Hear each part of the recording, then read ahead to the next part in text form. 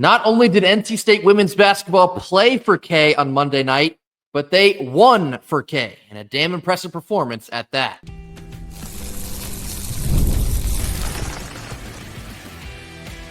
You are Locked On Wolfpack, your daily podcast on the NC State Wolfpack, part of the Locked On Podcast Network, your team every day.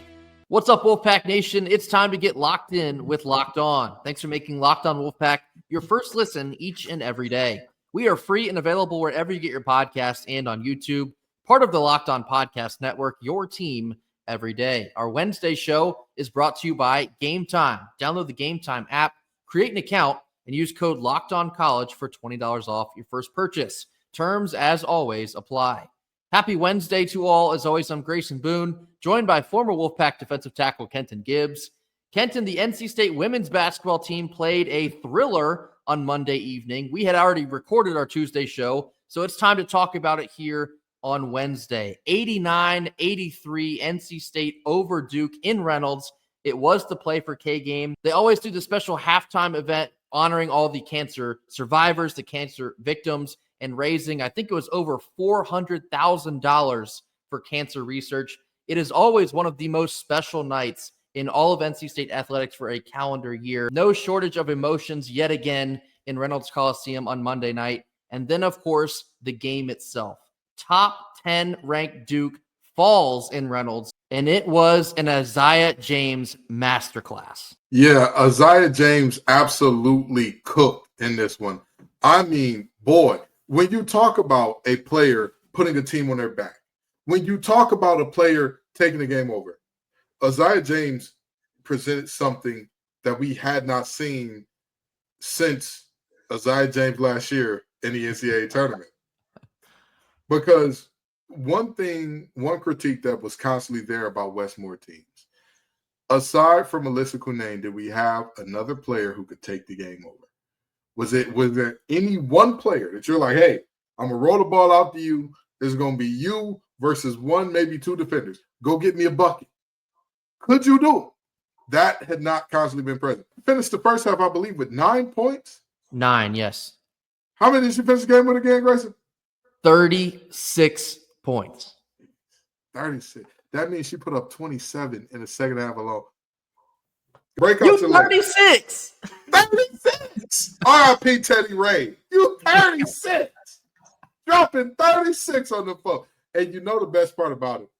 The quote when Aziaha James was asked, because she puts up some hellacious performances against Duke in North Carolina. And we're going to talk about this later, but I don't give a damn. We're going to talk about it now too. Talking about, you're averaging 22.3 in your since in the last 2 years against Duke and North Carolina. She said, something about those Blues don't sit right with me. I don't like those Blues. I give it all I got. You know what? To hell with them. To hell with BB King too. I'm joking. God rest his soul. But we don't like the Blues here. And she don't like the Blues either. You know what I mean? We don't want to hear none of that Cadillac Records music. We don't want to hear no Blues over here. Aziaha James absolutely dominated this game. But that's part of the course for her. When this team needs somebody to say, all right, it's time. Defensively, Sanaya Rivers sits in the chair, picks up the best assignment, and says, hey, buddy, come with me. I think you're about done scoring for the night, which she did last night. And when Sanaya Rivers does that, she needs her partner in crime, Aziaha James, who she's always going to be the one that gets the most love out of this and the most publicity because she's a scorer. But, man, the second half, the defense for Madison Hayes, the defense for Big Low, freshman in the post, making it difficult on them. This was a hell of a game by NC State.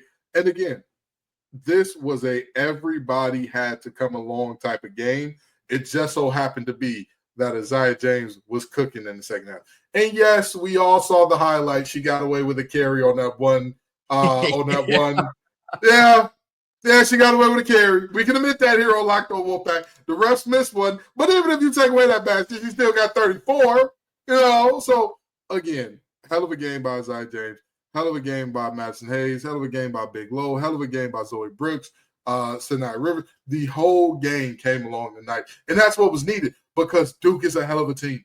This was an electric atmosphere in an electric environment, and it was an electric product on the court. It was very back and forth. Well, I guess in the latter stages of this game, because NC State jumped out to, I think it was a 7-point lead in the first quarter, only to be met with a 20-0 run by Duke in the second quarter. I had never seen a Westmore coach team have the wheels fall off as quickly as they did in that second quarter. And you would think against a top 10 ranked team like Duke and the stellar defense that they play, for a lot of teams, that would have been it. If you go down double digits to Duke, whether you're home or on the road, they suffocate you with the way they play defense. That should have been it for a lot of teams, but not this team. Not NC State, not Aziaha James, not Sinai Rivers, not Zoe Brooks, and certainly not a team coached by Wes Moore. You can't kill them, ever. And this was a testament to what this team is made of. We talked about this on our Monday podcast. This game was going to have to be won by superior guard play, and I'd be damned if it wasn't. Aziaha James, 36 points, and an efficient 36 points at that. 15 of 19. Do we know how hard that is to do? 15 of 19, 2 of 5 from 3, 4 of 8 from the free throw line. Shockingly enough, she even missed 4 free throws and still finished with 36. She could have had 40. She could have 40-balled them. This was an all-time performance, a career high for Aziaha James at that. We're going to talk about further all-time performances in NC State athletics history, but do not be shocked that this is one of the better ones across all sports all time. Like, we're dead serious. Top 10 ranked Duke, play for K game, ESPN National Spotlight, 36 points to will your team back from a double-digit deficit. Unbelievable effort, unbelievable comeback, and the DNA of this team is getting stronger and stronger and stronger as this year goes on. Despite a front court that feels thin at times, Awo stepped up on Monday night. She had one of the better games of her freshman career. She was getting extremely impactful offensive rebounds. She was finishing in the paint. She was playing good defense, had a couple big-time blocks there late in that second half. We're talking about freshmen and sophomores growing up before our eyes. I mean, an unbelievable basketball game for NC State and Reynolds on Monday night. Yeah, it absolutely was. And again, what more can you ask for out of the A Play for K game? What more can you? Obviously, had everything. Obviously, a blowout to ease our troubles would be nice. Hey, ladies, if you wanted to play like that the whole time, we wouldn't be mad. But in all seriousness, what more could you ask for out of a Play for K game? Again, a game that, out of context, even if NC State women's basketball was horrible and they were playing another ACC bottom feeder, still be an important game. But this game had the intrigue, it had the glitz, it had the national headlines, it had everything that you could want. And I'll tell you, this was this game, if this was held up as an ambassador for women's basketball at large, big deal. But even beyond that, hey, everybody listening to this, you're part of winning side. How's it feel? How's it feel? Oh, I'm sure a couple losers from Duke are listening to this too. Sorry. Very unfortunate. Oh, well, your coach, the refs are being nice to your coach by not teeing her up by how hard Kara Lawson was going on those officials. You'll be okay. You'll live. But in all seriousness, hell of a game, hell of a day, hell of a Play for K moment, man. This was a great moment. And again, I think that it goes without saying, but it still needs to be said anyway.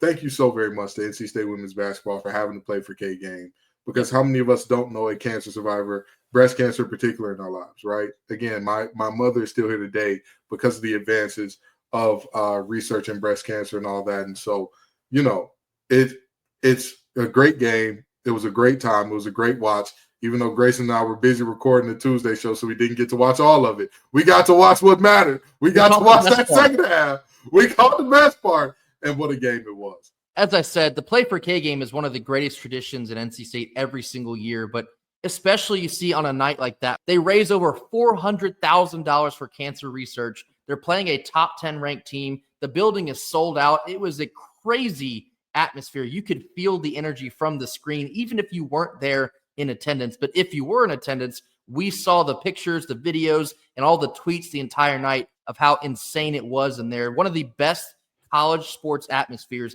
in the whole country. And a night like that one, it just makes you feel so incredibly proud to be a fan of the NC State Wolfpack. Everything we have going on at NC State, an encapsulation of a night like that one, it just makes you overwhelmed with Wolfpack pride. And so Not only are we proud for the women for pulling out this game in the end, but we're just so proud to be a part of a school that makes breast cancer awareness such a massive deal on a massive stage on ESPN. Because of the great, outstanding career of Kay Yao, breast cancer awareness is now associated and tied to NC State University. What an honor that is. And so for NC State to not only play in this game every year, but win this game, especially on Monday night, it was a spectacle to see. We're going to continue some conversations about this game specifically and, further into the future. Coming up next, we're going to get into a whole lot of nothing or a whole lot of something after a quick word from our sponsors. Our Wednesday show is brought to you by Gametime. Are you looking for tickets to your next big event? Whether it's a concert, a comedy show, or a sporting event, finding the right ticket at the right price can be a little bit of a headache. But with Gametime Picks, it's never been made easier. Let me tell you how it works. With Gametime Picks, the app does all the hard work for you. It curates the best deals so you don't have to waste time searching through thousands of ticket listings. I've been using Gametime Picks for a while now, and here's why I love it. The curated deals make it super simple to find great tickets at a great price. You can use their super deal for a prime seat, and you will not believe the value. It's always a steal, and the seat view feature in the app is a game changer. Even before you hit buy, you can see exactly what your seat will look like before arriving in the venue. And the best part, you're always covered with Gametime's lowest price guarantee. If you find a better deal somewhere else using another service, Gametime will refund you 110% of the difference. Plus, your tickets are guaranteed to be delivered on time with easy cancellation options if something comes up. Are you ready to make your next event better than ever before? Download the Gametime app, create an account, and use code LOCKEDONCollege for $20 off your first purchase. Terms apply, and again, that's LOCKEDONCollege for $20 off. LOCKEDONCOLLEGE, Locked On College. Download Gametime today. Last minute tickets, lowest price, guaranteed. Middle portion of our Wednesday show. Now time for a whole lot of nothing or a whole lot of something. 3 topics. We'll tell you exactly where we stand on them. So kind of continuing the conversation about Aziaha James here. In the last 2 seasons, Kenton already told you, against Duke and the Dirty Foot Club, she averages 22.3 points per game. Whole lot of nothing, whole lot of something. Whole lot of something. Aziaha is a primetime player. These are primetime games. And have we not talked about this before? Everybody says, the 2 teams play softer schedules than us, and they get off to good starts, and everybody says, oh, yeah, NC State's the worst women's basketball team in the triangle now. Oh, yeah, the other 2 teams have surpassed them. Westmore's losing a step. Oh, old Banghart's got him. Old Kara Lawson's got him. And he says, I beg your pardon? Aziaha James said, you said who's the best what in the where? And then all of a sudden, the natural order of things is restored. Whole lot of something. I love it. Keep it up, Aziaha James. Keep it up. Keep dominating. Keep being the player that you are, showing up in prime time moments as a prime time player.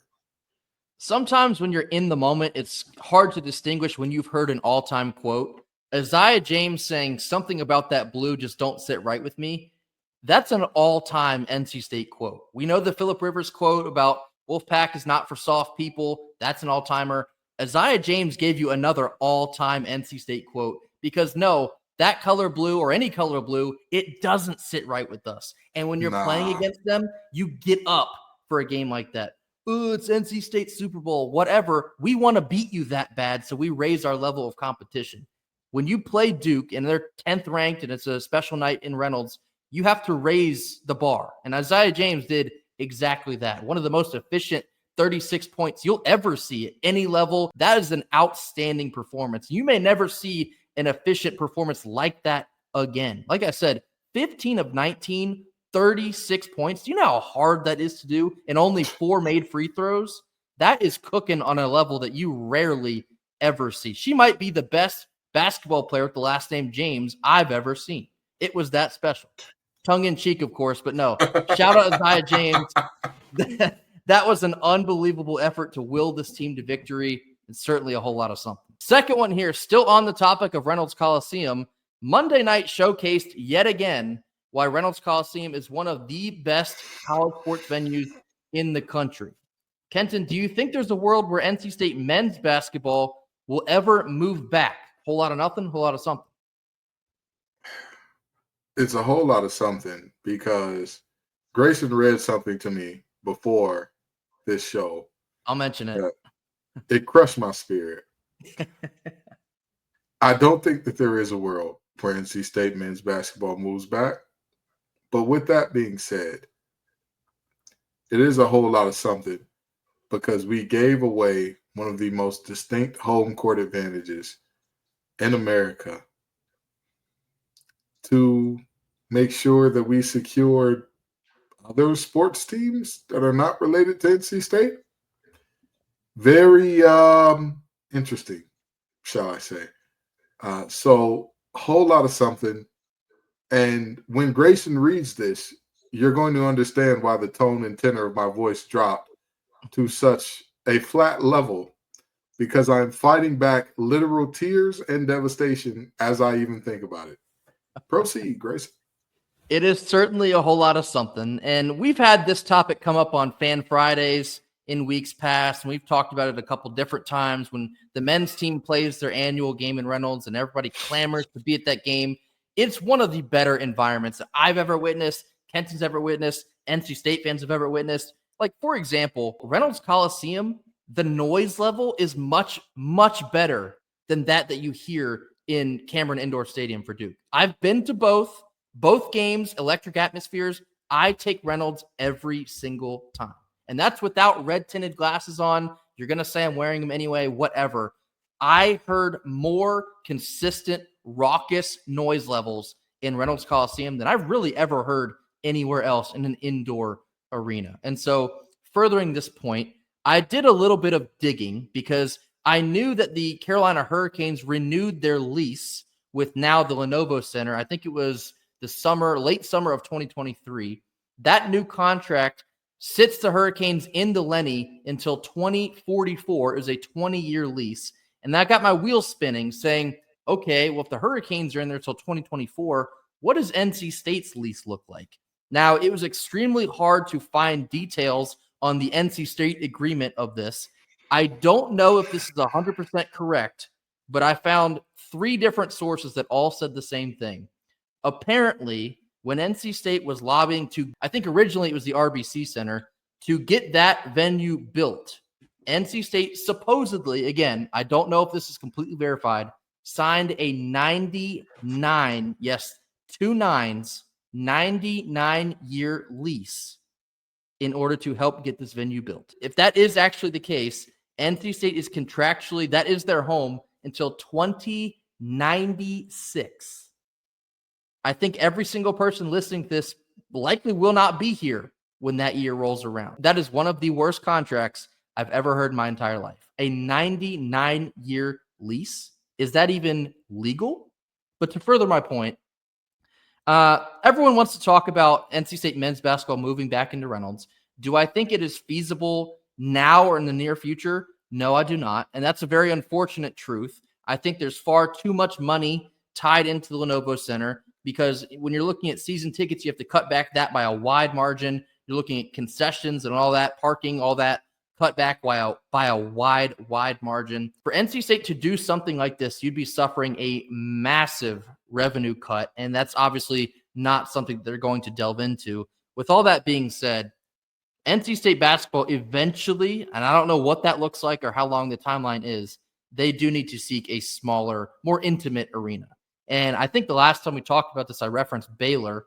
Baylor's in a different situation because they've recently won a national championship, but they built a small venue, and it's awesome. If you have not looked it up, it's awesome. But that type of venue is like exactly what NC State. You would have one of the best environments in college sports, period. We all know it because women's basketball just did it on Monday night. It was awesome. But I say all that to say it's a whole lot of something because NC State should eventually make a move, but it's also a whole lot of nothing because it's likely not coming anytime soon. And last one here, I hate to send you out on a bad note. NC State men's basketball, we've talked a lot about the rebounding woes so far this season. They are now currently the 6th worst power school in rebounding in the country. 316th out of 355 nationally. Whole lot of nothing, whole lot of something. Whole lot of something. When you look at our woes, when you look at our inability to win games, it starts and ends there. At the end of the day, if you cannot clean the glass, somebody's got to come down with those rebounds. Somebody got to do it. And if NC State ain't doing it, guess who is? Our opponent. And when our opponents come down with the glass, it is a much less favorable result for us. So, whole lot of something. I'm disappointed in you, Grayson. You got me all excited thinking about beating the Blue Devils and Aziaha James and her great performance. And now we got to talk about this. But I guess you're doing a little bit of the sandwich method because we're going to end it on a high note. But this here is just a whole lot of something, whole lot of disappointment, whole lot of we may miss the ACC tournament going on here. Well, don't go anywhere because we're going to talk more about the game that Aziaha James just had. But on this note in particular, I don't keep bringing this up to beat a dead horse. We all know how disappointing this season is, and we know how disappointing the roster has been, the way that it's constructed. It has not been conducive to many successful basketball statistics, rebounding being one of them. But the reason I do keep bringing this up, we knew rebounding would be a struggle this entire season. I had no idea it would be this bad. I did not expect to be one of the worst power schools in rebounding in the nation. Like, that is absurd. And I guess my main talking point for this is Keats is going to have a massive portal overhaul going from this season to next. I guess assuming that he will still be here. The two of us are very much under the impression that don't be expecting anything this offseason because this is very much of a mulligan year. But I hope and I pray that what we are witnessing this year is being taken note of, because you cannot be one of the worst power 4 or 5, whatever, rebounding schools in the country. It's embarrassing. It's one of the larger reasons that you're not experiencing a whole lot of success on the floor right now. But yes, that is the reason I do keep bringing up. I simply cannot believe how poor the rebounding has actually been. I think it's 32.5 boards per game. Again, 316th out of 355 Division I schools. PU. Whole lot of something. We're going to talk more about this particular performance from Aziaha James, a career best 36. This has been the best single game performance since ... since who? We're going to discuss this more after a quick word from our sponsors. Last couple of minutes of our Wednesday show. Aziaha James on Monday night got me thinking. Is this the best single game performance that we have seen of any player, any sport since when, Kenton? There's been several performances over the years that have been spectacular. I remember the days of TJ Warren routinely putting up 30 plus, 40 plus, but on a stage that Aziaha James did this on Monday night, a standalone ESPN game. It's the Play for K game. Duke is 10th ranked in the country. The two spots in the ACC standings at the time, NC State was 2, Duke was 3. The stakes involved a 36-point performance. This is the best performance since when, in your mind? Ladies and gentlemen, I want to set the scene for you when I get into the performance that I think was the best, okay? We had a linebacker by the name of Peyton Wilson. Everybody knew. He is the baddest man in the land. Tackling machine, great in coverage, good rushing the passer. You name it, he can do it. He can do it. Stats out of this world. Eye test out of this world. And he loses the Nagurski to a man by the name of Xavier Watts.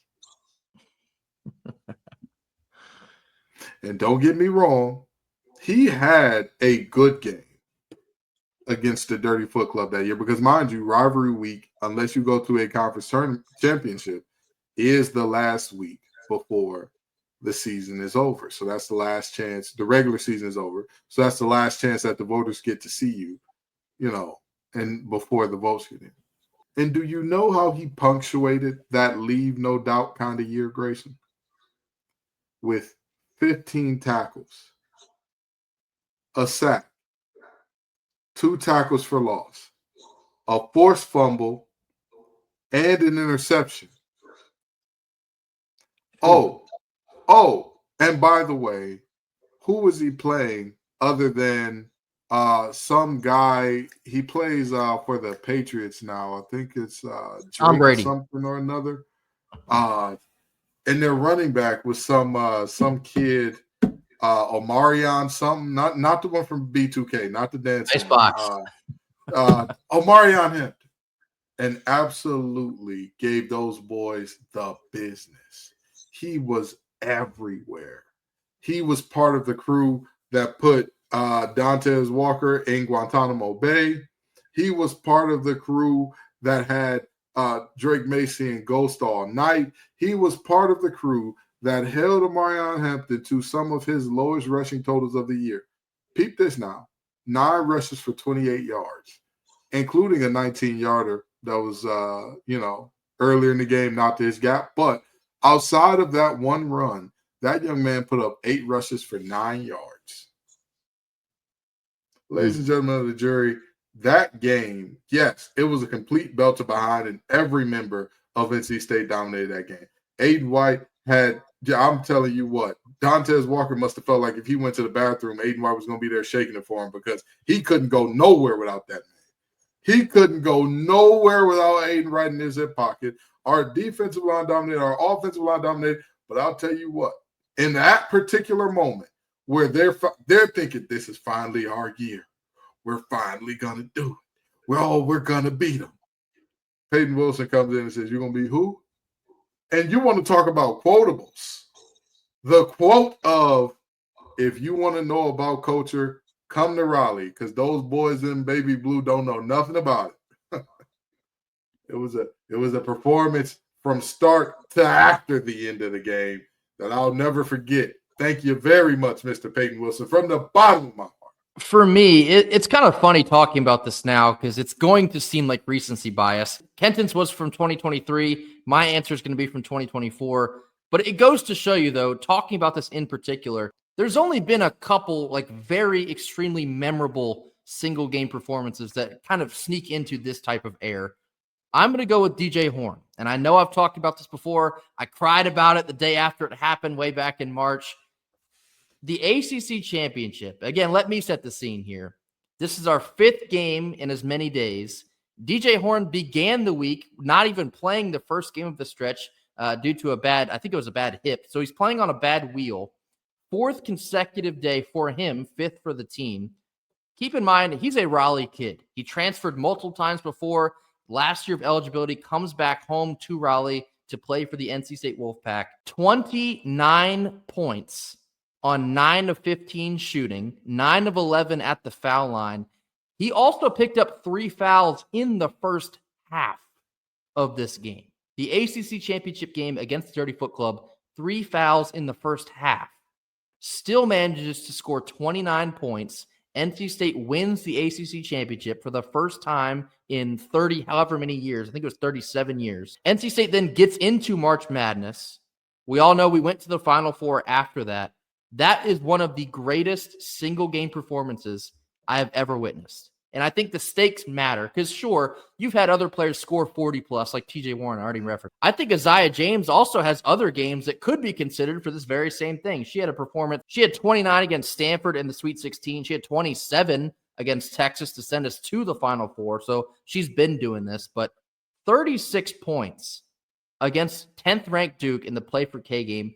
I don't think it can be talked about enough how special of a single game performance that truly was. That game should be talked about for a long time in the history of NC State athletics. Yeah, I get it. It's just a regular season game, but for this team, that could be even a turning point as the schedule gets tougher and you get into the back half of the season. You're coming down the home stretch in ACC play. Maybe it's a performance like that one that sparks an even hotter stretch for this team and they march into the ACC tournament and win it. I don't know. It's all hypothetical, but I just wanted to spark the conversation here.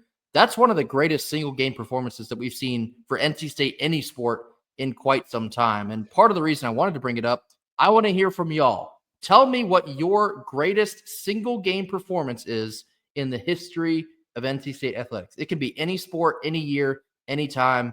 I want to hear about it. Feel free to flood the comments with those. That will do it for us here on Wednesday. As always, thank you all so much for joining us. Be sure to hit that like button, flood the comments with all of your single game performance thoughts, the Play for K game thoughts from Monday evening, since we did not have it on our Tuesday show, and anything else you have on your mind, drop that in the comment box as well. Mash that subscribe button. We'll see you right back here tomorrow on Thursday for more. And until then, go Pack. Go Pack.